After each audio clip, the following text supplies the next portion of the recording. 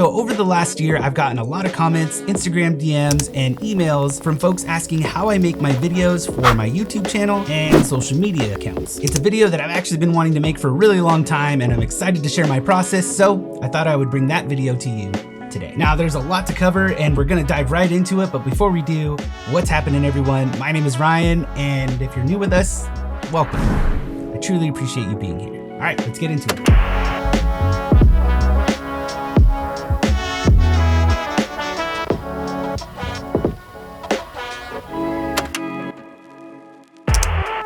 So getting straight into my process, the first thing that I always like to start with is the planning phase. Now, I know I've talked about this a lot in previous videos, and so I'm not gonna go into huge detail about it. However, it is one of the most important parts of my whole process, and we're gonna get into why in just a second. But before we do, let's start with the idea. Now, where I get my ideas and how I plan my videos is super important, actually one of the most important pieces of the entire production process for my YouTube videos personally. And that's just because the way I plan it and the ideas that I come up with and the way I execute those, all of that comes into play for my intro, for my outro, for the B-roll I'm gonna shoot, for the cinematic sequences that I'm gonna film, all of that kind of stuff. So where do I come up with my ideas? Well, those usually come from many different places. For example, for our camera movement video that we just did last week, that came from my kids playing with their Legos, and that is what inspired the intro. Other ideas will come from sometimes my wife. The transitions video literally came from her asking me why I haven't done a video on transitions yet. So that is how that video was born. And sometimes I'll get an idea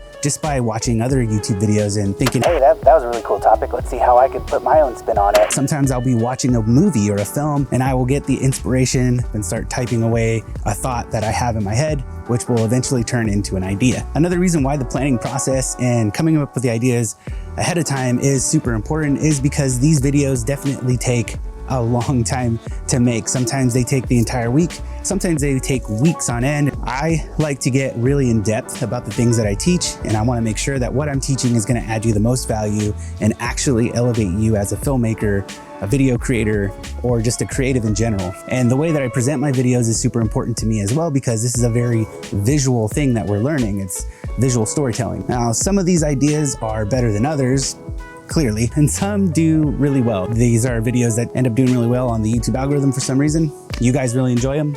I really enjoy them, so that's all that matters to me. So this all starts with the idea. If the idea is good, I then take that idea and I try to formulate a plan. But what does it look like for me to actually plan? What software am I using and how do I structure it all? Well, let's head over to the studio so I can show you how we do that. All right, so how do I plan? Planning can include research, jotting down ideas, scripting, and sometimes not scripting. Sometimes I just have bullet points of all the things that I want to hit within the video, like I am for this video, because again, I want to explain it in a way that's going to provide you the most value. So sometimes I script, sometimes I don't. It just depends on the video. After that, I might do a little bit of shot listing. I actually almost never do any shot listing because I know exactly what I want to get. However, when I'm doing tutorials on a specific thing, like a lighting tutorial or something like that, I kind of jot down the look that I'm going for. And then another thing that I try to do before I even start recording is to think through the thumbnail and the title. Now, quite honestly, this is the part that I like the least about making YouTube videos, but it is important. Packaging is probably one of the most important things because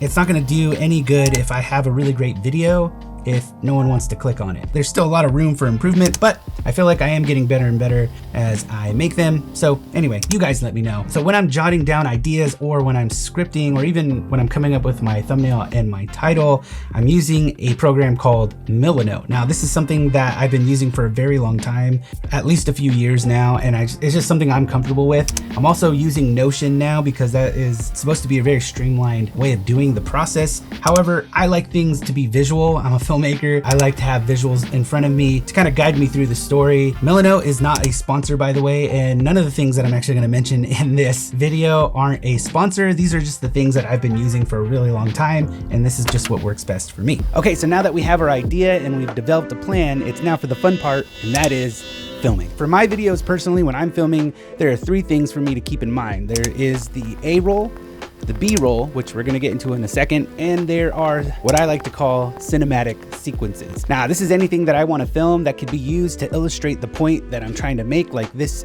scene right here when I was trying to represent a smash cut. Just a quick disclaimer, I am not a VFX artist at all. It's not perfect, but it was great for showing the illustration that I was trying to give. Okay, so let's start with our A roll, and let's start with lighting. First, I have my key light right next to me at a 45-degree angle on the left side, and that's just because I like to have as much depth as I can in the scene. I filmed many interviews in the past, so I just follow those rules and that logic, and it usually works out great. For that light, I'm using the Amaran 200D. I used to have the Aperture 100D on there, and then after that, the Godox VL150. I don't know, every time I move studios, I end up switching out the light for some reason. There's no particular reason why I'm using this light.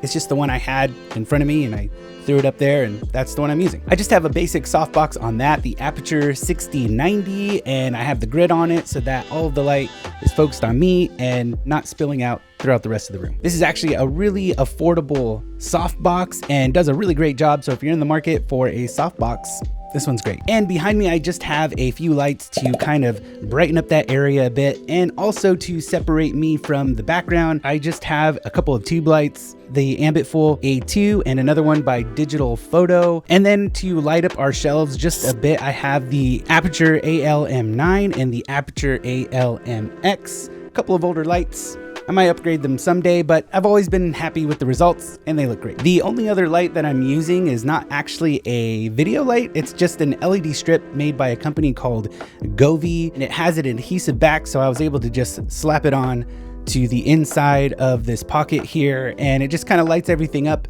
just a little bit more. Of course, I have a tripod. I don't think they make this one anymore, but I will leave a link if they do. On top of that tripod though is the Sony FX3. I always have this one on, unless I'm talking about the Sony FX3, in which case I will throw on my Sony A7 IV. On either of those cameras, I might use the Sony 35mm 1.8, and that's what I'm using right now, or I will use my 24-70 and just set it to 35, just depending on, you know, what I'm doing that day. The talking head shots over the last year, all of those have been at 35mm, and that's just because I like the way that looks. I don't like the distortion that 24mm would get me, or 20mm. I just, my face is round enough as it is.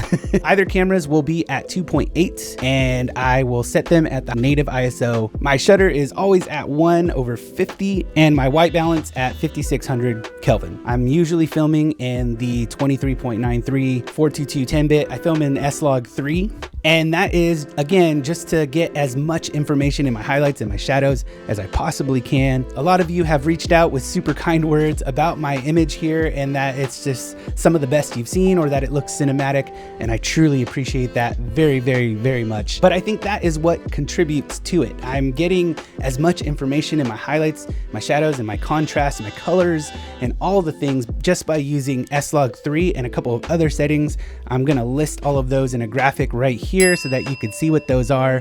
But I have talked about these in other videos before too, so I'll link those videos down in the description below if you're interested in learning more. Let's talk about audio. Now, usually I am using Tascam DR40X. That is a field recorder. It's actually very inexpensive. That combination with this microphone, this is the Sennheiser MKE 600, and that combination between the field recorder and this mic is really good. However, today I'm actually just plugged right into the top handle of the Sony FX3. I can get professional audio straight into the camera, and I don't have to sync it in post. Lighting this talking head scene, I want this shot to look as good as possible because this is the shot where I'm giving the most information, and so I want it to be the most pleasing to look at. So that is how I film my A-roll. Let's talk about how I film my B-roll and those cinematic sequences. When it comes to filming B-roll, there's usually a few things on my mind, and those are to get the main shot, which is what I'm doing right now. This is shot on the Sony FX3, and most of the time I'm gonna have the 24-70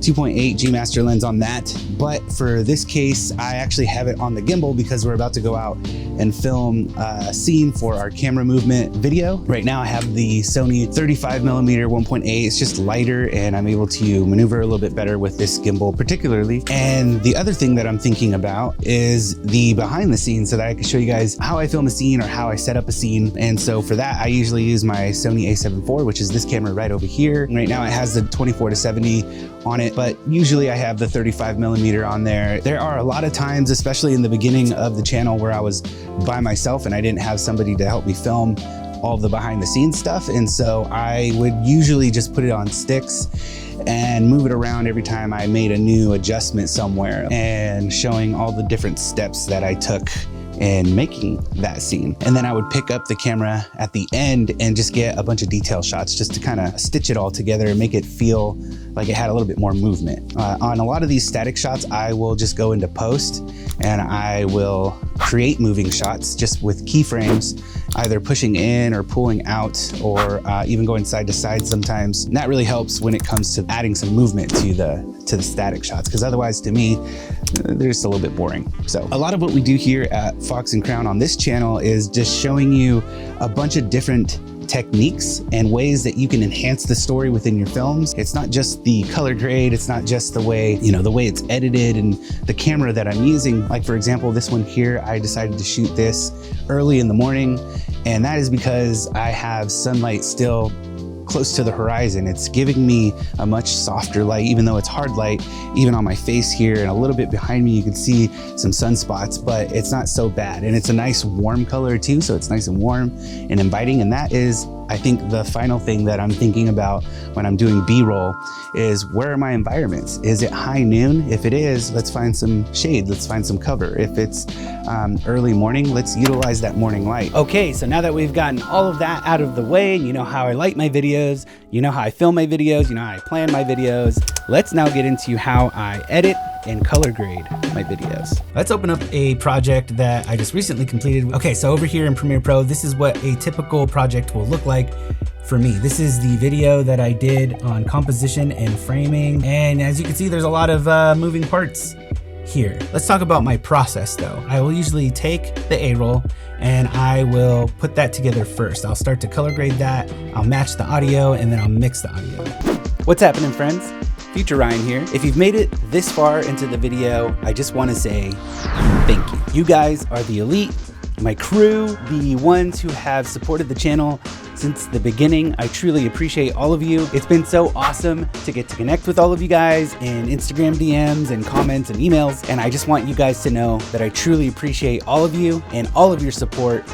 Love you guys. Now, all of that to say this. For the last year, I think the most asked question that I get, well, that's actually twofold. How do you color grade your videos? Which we're gonna get into in just a second. And then it's usually followed up with, do you sell your own LUT pack? Now, this is something that I've never considered before, but now I'm excited to announce that we have them now. If you follow the link at the description below, you will find our online store where you'll find these LUTs and the sound effects pack that I've made, and also use the LUT pack that I'm showing you here is everything that I use to make every single YouTube video on my channel. Because I appreciate all of you guys so much, I have a special offer for you right here below. If you type in this code at our store at checkout, you will get these LUTs for however much it says right here. I don't know, because we filmed this a while ago. Now, enough about that.